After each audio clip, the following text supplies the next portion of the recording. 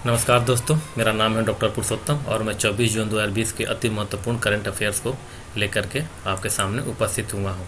Current affairs का पहला question है, सत्यभामा क्या है? सत्यभामा क्या है? सत्यभामा का फुल फॉर्म होता है साइंस एंड टेक्नोलॉजी योजना फॉर आत्मनिर्भर भारत इन माइनिंग एडवांसमेंट।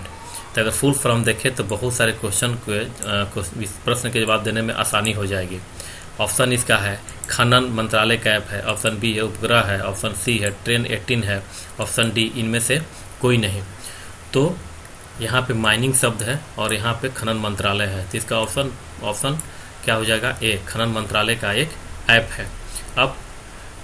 अब ये खनन मंत्रालय का जो ऐप ये है, ये क्यों लाया गया? इसका मुख्य उद्देश्य ये था कि जो खनन सेक्टर में जो रिसर्च और डेवलपमेंट का कार्य है उसमें प्रगति हो। रिसर्च और डेवलपमेंट में बढ़ावा देने के लिए ऐप आया गया है। रिसर्च और डेवलपमेंट होता है माइनिंग की जो बर्बादी होती है, जो हमारे जो खनिज संसाधन है जो बर्बादी होती है, उसमें इसमें कमी आएगी। अब हमारा नेक्स्ट क्वेश्चन है क्वेश्चन नंबर 2। क्वेश्चन नंबर 2 है, उत्तर पूर्वी भारत में पाए जाने वाले गोल्डन लंगूरों के बीच जबरन गर्भपात की घटना देखी गई है। ये IUCN के रेड लिस्ट में किस कैटेगरी में शामिल हैं? IUCN के रेड लिस्ट के किस कैटेगरी में शामिल है? ऑप्शन ए है नियर थ्रेटेंड है, वल्नरेबल है, ऑप्शन सी है इंडेंजर्ड है, ऑप्शन डी है क्रिटिकल इंडेंजर्ड है। तो इसका ऑप्शन सी होगा कि इंडेंजर्ड है। ऑप्शन सी, IUCN की रेड लिस्ट में ये किस कैटेगरी में शामिल है? तो ये इंडेंजर्ड कैटेगरी में शामिल है। गोल्डन लंगूर जो है भारत के नॉर्थ ईस्ट राज्य में पाए जाते हैं और ये देखा गया है कि इनमें प्राकृतिक रूप से ही, लेकिन कम से कम इनमें गर्भपात होता है, तो ये जबरन ही है, नेचर के द्वारा जबरन इनमें गर्भपात कराया जा रहा है। और इसके चलते इनकी संख्या हाल के वर्षों में जो रिपोर्ट आई है उसमें 62% की कमी है, 62% की कमी आई है। और ये गोल्डन लंगूर जो है जो पाए जाते हैं ये हैं असम है, इंडिया, साउदर्न भूटान। असम में भी ये जो इनका जो मूल जो निवास स्थान है वो मानस रिवर है, सनकोस रिवर है, ब्रह्मपुत्रा रिवर है। यहाँ पर ये जो है बहुलता से पाए जाते हैं गोल्डन लंगूर। अब जो है आते हैं क्वेश्चन नंबर 3 पर। क्वेश्चन नंबर 3 है, USSR का बंटवारा कब हुआ? ये क्वेश्चन महत्वपूर्ण है दोस्तों। करंट जब भी पढ़ें अस्थाई नेचर के करंट को पढ़ना चाहिए। अब उस करंट में नहीं उलझना चाहिए जो अस्थाई प्रकृति का है। अस्थाई प्रकृति के करंट से मतलब मेरा ये है कि अभी कोरोना का दौर चल रहा है, कोरोना काल है। आपने मीडिया में देखा होगा, बहुत सारा रिपोर्ट आता है कि कोरोना काल में इस एजेंसी ने ये कहा है कि इस देश का ग्रोथ रेट ये रहेगा, वर्ल्ड का ग्रोथ रेट ये रहेगा। अब इस प्रश्न के हमें नहीं उलझना चाहिए, इसलिए कि चूँकि कोरोना का काल अभी चल रहा है, जब तक कोरोना पीरियड ख़त्म नहीं होता है और उसके बाद जब कोरोना काल की समीक्षा की जाएगी, उसके बाद जब आएगा कि ग्रोथ रेट क्या है, तब कहा जाएगा कि हाँ ये ग्रोथ रेट है। लेकिन ये अभी जो आ रहा है रिपोर्ट, ये अस्थायी प्रकृति का है, इसीलिए इस रिपोर्ट को हम नज़रअंदाज करें। इस प्रकार के करंट अफेयर्स को हम पूरी तरीके से नज़रअंदाज करें, इसको हम याद ना रखें। इस तरह करंट अफेयर्स में हम उलझ जाएंगे। तो और जब जिस दिन की घटना बहुत ज़्यादा ना करंट अफेयर्स का हो, तो उस दिन ज़्यादा करंट अफेयर्स जो अस्थाई नेचर के है उसको पढ़ करके अपने एनर्जी को लॉस करने की ज़रूरत नहीं है। तो आइए हम देखते हैं तीसरा नंबर के क्वेश्चन पे। तीसरा नंबर का क्वेश्चन ये है कि USSR का बंटवारा कब हुआ? USSR का बंटवारा कब हुआ? ऑप्शन ए है 1991 में, ऑप्शन बी है 1992 में, ऑप्शन सी है 1993 में, ऑप्शन डी है 1994 में। तो इसका आंसर हो जाएगा 1991 में। USSR का बंटवारा जो है 1991 ईस्वी में हुआ था। और जो USSR का बंटवारा हुआ, उस बंटवारे से कुल 15 देश बने, जिसमें से मूल देश जो हमारा था USSR, वो विभाजित होकर के रसिया के रूप में रह गया। उसके अलावा जो है अन्य कई देश बने। तो ये हमारा रसिया हुआ, इसी से विखंडित होकर के सारे देश बने थे। तो जो पहला यहाँ दिखाया गया है, पहला देश जो है वो है यहाँ पे आर्मीनिया। दूसरा जो है ये है हमारा अजरबैजान। ऑप्शन सी है बेलारूस। ऑप्शन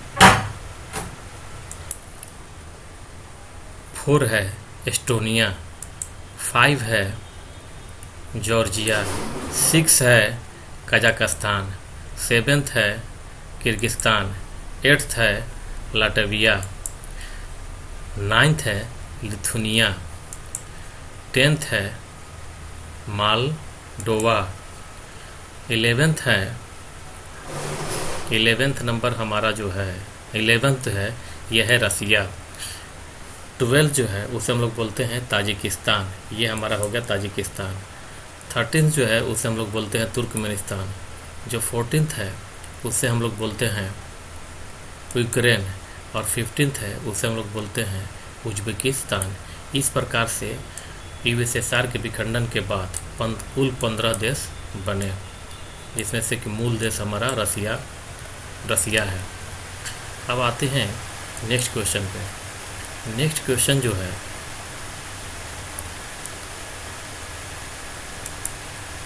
नेक्स्ट क्वेश्चन है कि मलाक्का स्टेट कहाँ है। मलाक्का स्टेट कहाँ है, ये हमारा है मलाक्का स्टेट। मलाक्का स्टेट कहाँ है?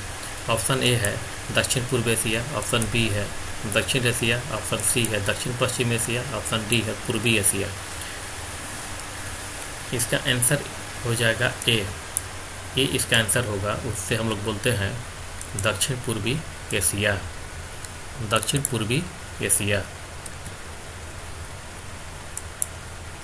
और दक्षिण पूर्वी एशिया को सिर्फ रटने से नहीं होगा, इसको हम लोग मैप में देखना होगा। ये पूरा का पूरा जो है हमारा दक्षिण पूर्वी एशिया है, दक्षिण पूर्वी एशिया है। इसी दक्षिण पूर्वी एशिया में यहाँ पर हमारा मलाक्का स्टेट है। तो जब मलाक्का स्टेट को देखते हैं तो हम ये समझ सकते हैं कि मलाक्का स्टेट का लोकेशन क्या है। अगर हम इस रीजन को समझते हैं, ये हमारा हो गया मलेशिया, हो गया इंडोनेशिया। तो मलाक्का स्टेट किधर है? मलेशिया और इंडोनेशिया के बीच में है।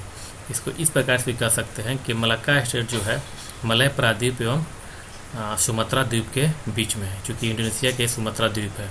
तो मलय प्राद्वीप एवं सुमात्रा के बीच भी इसको हम बता सकते हैं। और मलाक्का स्टेट हमेशा प्रासंगिक रहा है हिंद महासागर के संदर्भ में, क्योंकि यहाँ से साउथ चाइना सी से इंडियन ओशन में चाइना के जाने के लिए बहुत ही छोटा रास्ता पड़ जाता है। अन्यथा इसको इधर से घूम कर जाना पड़ेगा, और घूम कर जाने में देख रहे कितने छोटे छोटे आइलैंड हैं, और यहाँ का जो सागर है उथला है, इससे दिक्कत होती है और दूरी भी ज़्यादा होती है। लेकिन ये जो है नज़दीक भी है और गहराई भी यहाँ पे पर्याप्त है, इसीलिए यहाँ आने के लिए मलाक्का स्टेट सबसे उपयुक्त स्टेट माना जाता है। तो ये हमारा है दक्षिण पूर्व एशिया में मलाक्का स्टेट की अवस्थिति है, और ये मलेशिया एवं इंडोनेशिया के बीच में है। अगर इसको हम और क्लियर कर देखें तो इस मानचित्र में इसको देख सकते हैं। ये हमारा हो गया मलया प्रायद्वीप, ये हमारा हो गया इंडोनेशिया, और यहाँ पे ये है मलाक्का स्टेट। अब आइए आते हैं नेक्स्ट नंबर क्वेश्चन पे। नेक्स्ट क्वेश्चन है मास्को किस नदी के किनारे अवस्थित है? मास्को किस नदी के किनारे अवस्थित है? तो मास्को जो है किस नदी के किनारे अवस्थित है? इसमें ऑप्शन ए है एनएसी नदी, ऑप्शन बी है सिन नदी, ऑप्शन सी है मास्को नदी, ऑप्शन डी है पो नदी। ठीक है, इसका आंसर हो जाएगा मास्को नदी। कहीं कहीं मास्कोवा रिवर भी मिलता है, लेकिन यहाँ पर क्या हो जाएगा मास्को नदी। तो मास्को जो है मास्को नदी के किनारे है। और आइए इसमें जो है यहाँ पर हम इसे मानचित्र पर समझने का कोशिश करते हैं। और ये है हमारा मास्को का मैप। और मास्को में देखिए ये जो है हमारा यहाँ पर देखें तो ये हमारा मास्को शहर है, ये पूरा बड़ा एरिया मास्को का। और यहाँ पे ये देखिए मास्कोवा रिवर ऐसे प्रवाहित होती है, ये हमारी है मास्कोवा रिवर। तो ये मास्कोवा रिवर जो है जो प्रवाहित होती है, उसके फलस्वरूप जो है यहाँ पर हम अच्छी तरह समझ सकते हैं कि मास्कोवा रिवर से कि मास्को नदी जो है वो मास्कोवा रिवर के किनारे अवस्थित है।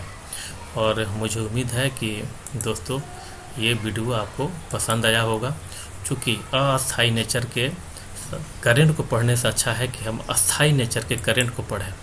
अस्थाई नेचर के करंट को पढ़ने में कोई फ़ायदा नहीं होता है, कोई उसका लाभ प्रतियोगिता परीक्षा के लिए नहीं है। इसीलिए अस्थाई नेचर के करंट को पढ़ने पर हमें ध्यान देना चाहिए। थैंक यू दोस्तों। इस चैनल को लाइक कीजिए, सब्सक्राइब कीजिए, शेयर कीजिए। धन्यवाद।